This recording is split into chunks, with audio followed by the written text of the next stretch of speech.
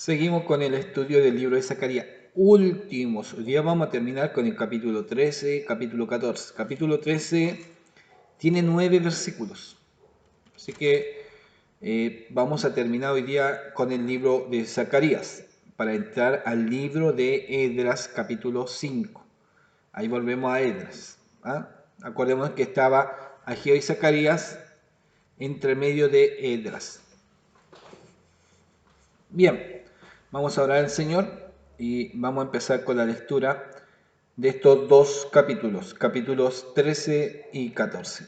Señor, te bendecimos, te damos gracias por un nuevo día que tú nos das de vida, de salud. Y si aún no fuere de salud, Señor, aún tu misericordia es sobre nosotros. Te queremos bendecir por la lluvia, por el calor, por el frío, Señor, por el viento, por todo lo que tú nos das, Señor eterno, porque es bello y agradable. En este instante pedimos que al leer tu palabra tú nos bendigas, bendícenos a través de ella, te lo pedimos en el nombre de Jesús. Amén y amén. Bien, vamos a entrar entonces al capítulo 13, 9 versículos, pero este tiene dos separación, tiene dos subtítulos, la plenitud. Empieza con purificación de Israel, el mal es cortado. Y después en el versículo 7, el Salvador pastor. ¿Ya? Y ahí termina. Vamos a empezar a la lectura y de ahí acordémonos que vamos a la ayuda. En aquel tiempo, versículo 1, en aquel tiempo habrá un manantial abierto para la casa de David y para los habitantes de Jerusalén, para la purificación del pecado y de la inmundicia. ¿Qué va a haber? ¿Qué dice que va a haber? En aquel tiempo habrá un manantial abierto para la casa de David y para los habitantes de Jerusalén, para la purificación del pecado y de la inmundicia. En aquel día, dice Jehová de los ejércitos, quitaré de la tierra los nombres de las imágenes y nunca más serán recordados. Y también haré cortar de la tierra a los profetas y al espíritu de inmundicia. Y haré cortar de la tierra a los profetas y al espíritu de inmundicia. Y acontecerá que cuando alguno profetizare aún, le dirán su padre y su madre que lo engendraron, no vivirás, porque has hablado mentira en el nombre de Jehová. Y su padre y su madre que lo engendraron le traspasarán cuando profetizare. Y sucederá en aquel tiempo que todos los profetas se avergonzarán de su visión cuando profetizaren, ni nunca más vestirán el manto velloso para mentir, ni nunca más vestirán el manto velloso para mentir. Y dirán, no soy profeta, labrador soy de la tierra, pues he estado en el campo desde mi juventud. Y le preguntarán, ¿qué heridas son estas en tus manos? Y él responderá, con ella fui herido en casa de mis amigos. 7. Levántate, oh espada, contra el pastor, contra el hombre compañero mío, dice Jehová de los ejércitos. Heriré al pastor y serán dispersadas las ovejas, y haré volver mi mano contra los pequeñitos. Acontecerá en toda la tierra, dice Jehová, que las 2/3 partes serán cortadas en ella, y se perderán, mas la tercera quedará en ella. Y meteré en el fuego a la 1/3 parte, y los fundiré como se funde la plata, y los probaré como se prueba el oro.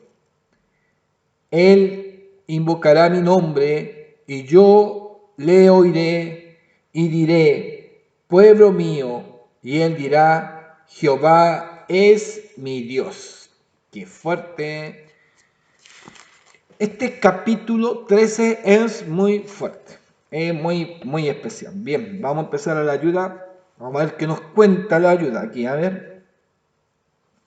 Cuando habla del versículo 1, manantial abierto, constituye un bello símbolo de limpieza del pecado a través de la unión con Cristo, dejando atrás la época en que el manantial de agua viva fue abandonado.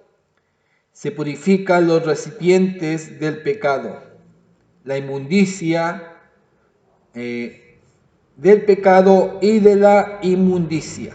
¿Ya?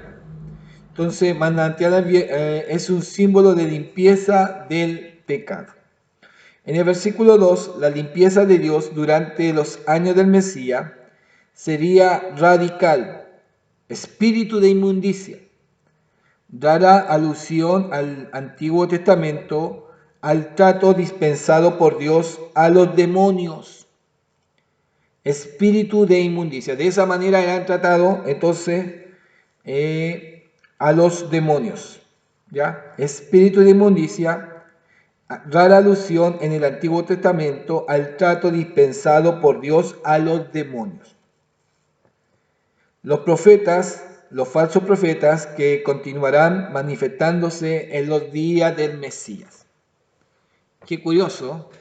Ahí, claro, nosotros vemos a través de la palabra, vemos al Mesías y todo lo demás, pero sí como algo sobrenatural o algo que quizás no lo enfocamos mucho, no lo vemos mucho, pero también estaba el Mesías, pero también se habían levantado otros que eran falsos profetas, pero quizás se apagaron mucho estos falsos profetas y tuvieron que acallar mucho su voz. ¿Por qué razón? Porque los milagros de Jesús no podían los otros profetas competir contra los milagros de Jesús, o podía hacer los milagros de Jesús. Pero también a Jesús le acusaron que él sanaba en el nombre de Belcebú, o por Belcebú sanaban los enfermos. Se da cuenta que se levantan otros tratando de hacer caer al Mesías o tratando de difamarlo o tratar de que el pueblo no creyese a la voz profética del Mesías. ¿Ya? Y en el versículo 7, cuando habla, heriré al pastor y serán dispersadas las ovejas, trágico principio que se comprueba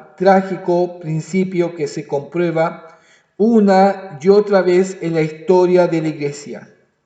Jesús aplicó este versículo a sí mismo en Mateo capítulo 26, versículo 31. Cuando él muere dice que sus discípulos se iban a dispersar, pero también esto habla de un trágico principio que se comprueba una y otra vez en la historia de la iglesia. ¿Ya? Y lo otro del versículo 8 y 9, aquí se habla de un remanente purificado. Y los fundiré como se funde la plata y los probaré como se prueba el oro. ¿Cómo se prueba el oro? Cuando habla de esto, meteré en el fuego a la tercera parte y lo fundiré. Con relación a este mismo, me da una ayuda y me dice lo siguiente. ¿Verdad que Zacarías enseña? Claves para una vida sabia. Debemos aprender cómo interpretar las circunstancias desde el punto de vista de Dios. ¿Ya? No de nuestro punto de vista. Debemos aprender cómo interpretar las circunstancias desde el punto de vista de Dios, no de lo que nosotros creemos. Muchas veces usamos nuestra lógica, estamos mal.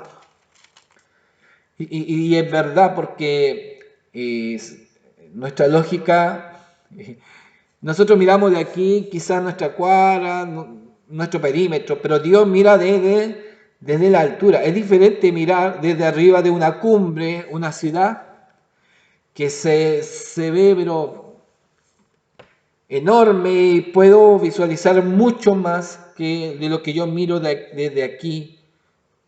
Puedo salir para la calle y puedo o ganarme la esquina, mira para allá, pero no puedo llegar mucho más allá. ¿Se da cuenta? Entonces nuestros puntos de vista o nuestras visualizaciones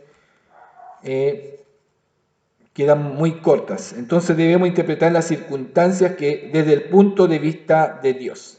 Y acción a que Zacarías invita comprende que la disciplina de Dios sirve para purificar a su pueblo y prepararlo para la obra con justicia. Comprende que la disciplina de Dios sirve para purificar a su pueblo y prepararlo para la obra con justicia. Dios así trabaja con nosotros, ¿no es cierto? A veces tiene que purificarnos y prepararnos. La ayuda del 13, la Biblia de la mujer, no es mucho, pero le voy a apoyar. Del 2 al 6, del mismo modo que Dios corta los ídolos de la tierra, también lo hará con los falsos profetas que merecían la muerte, según Deuteronomio, capítulo 13. Este asunto era tan grave que incluso los padres no permitirían que un hijo viviese si persistía en hablar falsas profecías. La prenda distintiva del profeta era el manto velloso, llevado por Elías, Eliseo, Juan el Bautista, que el falso profeta no utilizaría para evitar el juicio.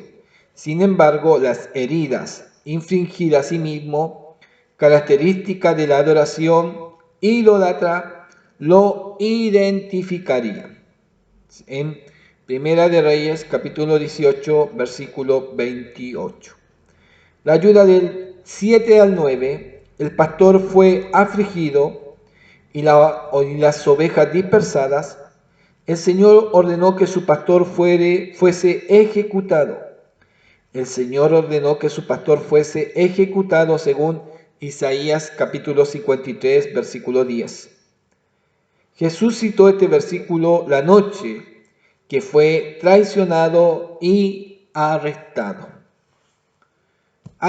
400 años más adelante, Jesús cita los versículos, estos párrafos del libro de Zacarías.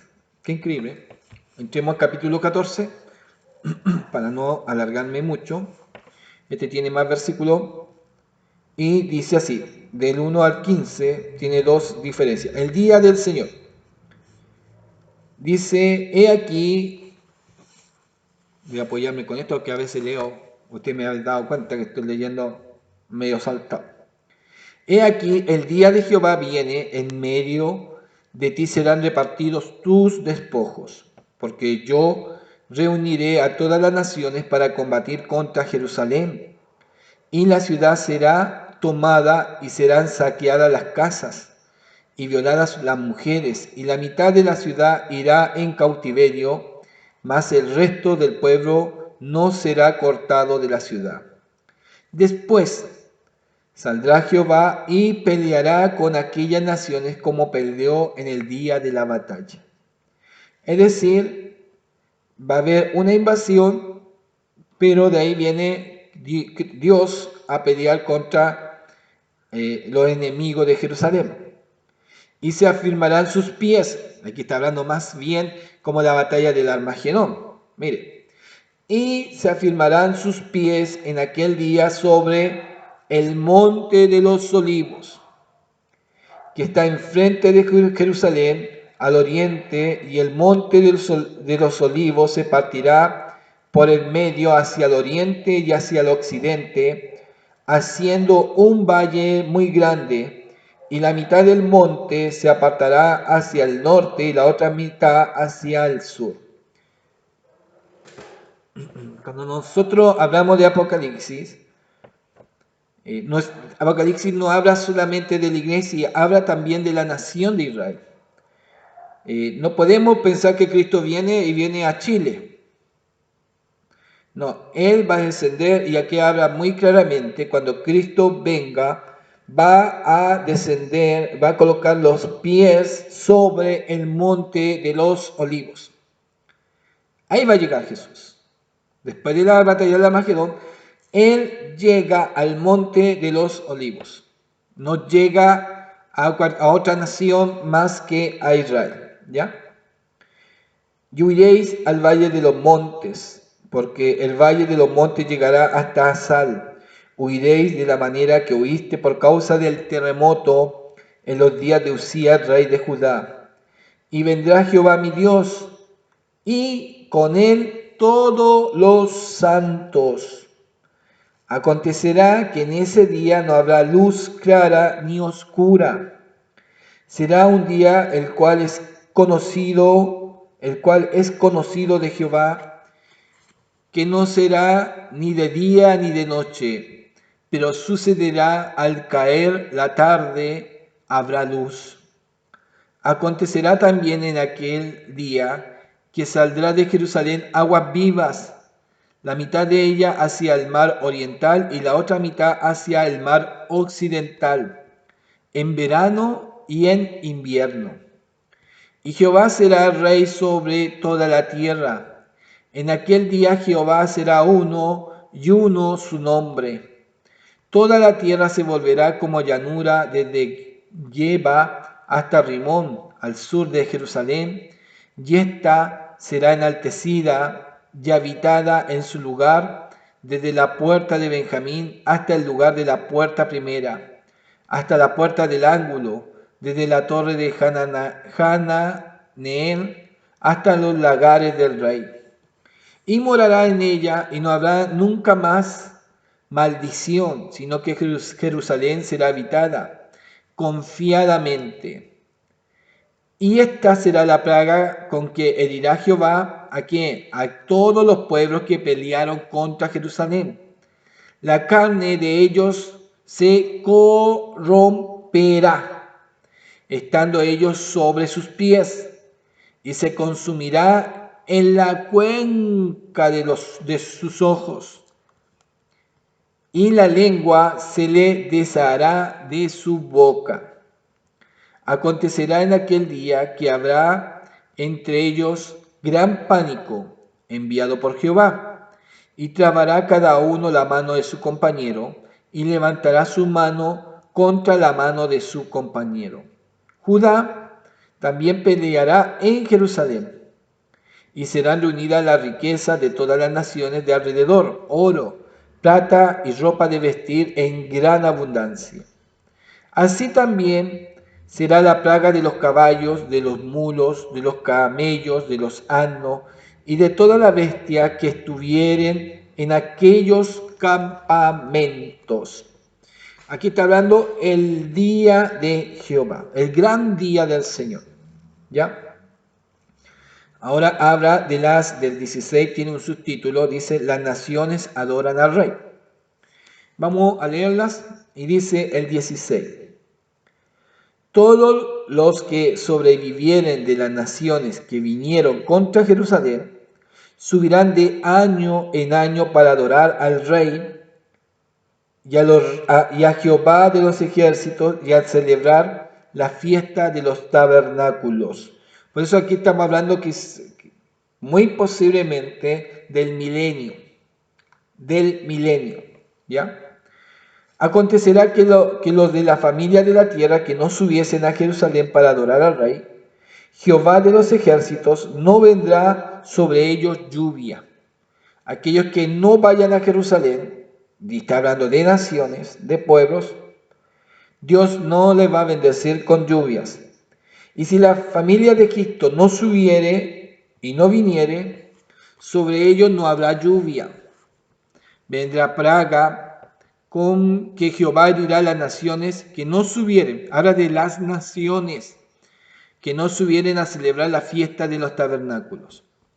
Esta será la pena del pecado de Egipto y del pecado de todas las naciones que no subieren para celebrar la fiesta de los tabernáculos. En aquel día estará grabado sobre la campanilla de los caballos, santidad a Jehová. Y Y las ollas de las casas de Jehová serán como los tazones del altar. Y toda olla en Jerusalén y Judá será consagrada a Jehová de los ejércitos. Y todos los que sacrificaren vendrán y tomarán de ella y conocerán y cocerán en ella, y no habrá en aquel día más mercader en la casa de Jehová de los ejércitos. Vamos a traer la ayuda del capítulo 14. Muy bonito, me gustó mucho el 14. Bueno, y también es el final. El día de Jehová se refiere a los tiempos postreros, coincide mucho de los acontecimientos narrados en Apocalipsis. El tipo de lenguaje, como allí es apocalíptico, simbólico y poético, esto hace muy difícil determinar qué ocurrirá literalmente y qué es símbolo como algo que tendrá lugar solamente en la esfera espiritual. De lo que sí da un claro testimonio el Nuevo Testamento es que el Mesías regresará en forma visible, todo ojo le verá. ¿Ya? El versículo 4, cuando el Señor retorne, afirmará sus pies sobre el monte de los olivos, desde el cual ascendió un día a los cielos. Ahí el libro de Hechos dice que de ahí ascendió y de ahí va a retornar. ¿Ya? Qué curioso, qué especial. El del 9 al 21 habla las alusiones finales a los acontecimientos de los tiempos postreros y al reinado de Dios en el mundo por venir, se ofrecen empleando otra vez un lenguaje apocalíptico. Del 9 al 21 se emplea un lenguaje apocalíptico. ¿Ya? Versículo 9, y Jehová será rey sobre toda la tierra. La tarea de la evangelización universal será cumplida y todas las promesas se consumarán en Cristo. Con ello se cumple el pacto que Dios hizo con David cuando le dijo que tendría un descendiente quien se sentaría en su trono para siempre. Versículo 12. Se describen gráficamente los efectos de la plaga que hirió a todos los pueblos que pelearon contra Jerusalén. Algunos piensan que se trata de una antigua profecía sobre las terribles consecuencias de la guerra moderna. Y del 20 al 21, cuando el Señor reine, se grabará la inscripción Santidad a Jehová, no solo en los artefactos humanos, sino en los corazones de su pueblo. Y no habrá en aquel día más mercader que contamine con su presencia la casa de Jehová de los ejércitos. Hermoso, precioso el capítulo 14. Bellísimo. Y para ir terminando, voy a la otra ayuda. Y me dice del versículo 1, está claro que Jerusalén es la ciudad dominante en el mundo. Mire, está claro que Jerusalén es la ciudad dominante en el mundo. Y es una realidad. ¿Eh? Yo desde pequeño, en noticias internacionales, siempre hablaba de Israel, ataque a Israel. Y siempre había una noticia de la nación de Israel. Todavía en las noticias internacionales aparece la nación de Israel. Curioso. Es la nación dominante en el mundo y la más valiosa para el Señor, que reina allí como sobre toda la tierra. Sin embargo, existen muchas opiniones relativas a la interpretación de este difícil capítulo. Aquí se lo ve como más difícil. En el monte de los olivos, versículo 4, domina una serie de colinas situadas del norte al sureste de Jerusalén.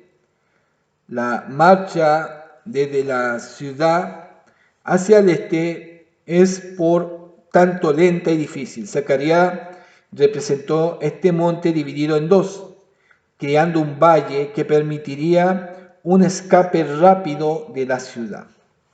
Versículo 5. Los habitantes de la ciudad debían de huir a través del valle formado por la montaña dividida. Se desconoce la identificación exacta de Asal, pero como punto más alejado del valle al este de la ciudad se considera un lugar seguro. Versículo 10. Las montañas de Judá que rodean Jerusalén se aplanarían desde Geba al norte hasta Rimón al sur. Jerusalén sería el punto más alto de toda la región. Se levantaría toda la ciudad y se habitaría totalmente, como indica las puertas nombradas, que determinan toda el área de la ciudad en cada dirección. Versículos 16-19, la fiesta de los tabernáculos. Era una de las 3 festividades en las que los varones estaban obligados a asistir en Jerusalén. Zacarías predijo que las personas de todas las naciones celebrarían esta fiesta, y no solo los judíos. Un remanente de los gentiles de las naciones se unirían al pueblo del pacto escogido por Dios. Y del 20 al 21, el sacerdote tenía grabada la palabra santidad a Jehová, ¿se acuerdan? En una placa de oro sobre su mitra como recordatorio y expresión de su consagración. La vestidura del sumo sacerdote en aquel día, incluso con las cosas más comunes y ordinarias, serían santas. Toda la vida se dedicaría al Señor. No habría ningún mercader o cananeo, porque nadie que estuviese fuera del pacto estaría en la casa del Señor. Está hablando de esta fiesta tan solemne, que los que fueran a la fiesta solemne de los tabernáculos tenían que hacer solamente ir, no a negociar, no a pasear. Sería un día especial para bendecir al Señor. Qué hermoso este capítulo 14. Nos revela, nosotros hablamos como el milenio, muy lejano. Lo que al mundo lo que más le complica es el Apocalipsis, el Armagedón, como que ahí fuera el término y el acabo de todo. Pero la palabra del Señor nos está marcando un milenio, y el milenio es que Dios va a gobernar sobre la santa ciudad. Y ese milenio como que va a ser muy especial y hermoso, pero aún va a haber otra batalla, que es la de Gog y Magog. Así que la gran tribulación nos va a ser el acabo general de las cosas. No va a ser el final del mundo. Sí, va a ser como, ahí podemos hablar del pueblo pasado por el fuego, del oro pasado por el fuego. El Señor les sea bendiciendo. Hemos terminado el libro de Zacarías. Acuérdense, entramos al libro de Esdras, capítulo 5. Gracias por seguir estudiando la palabra del Señor.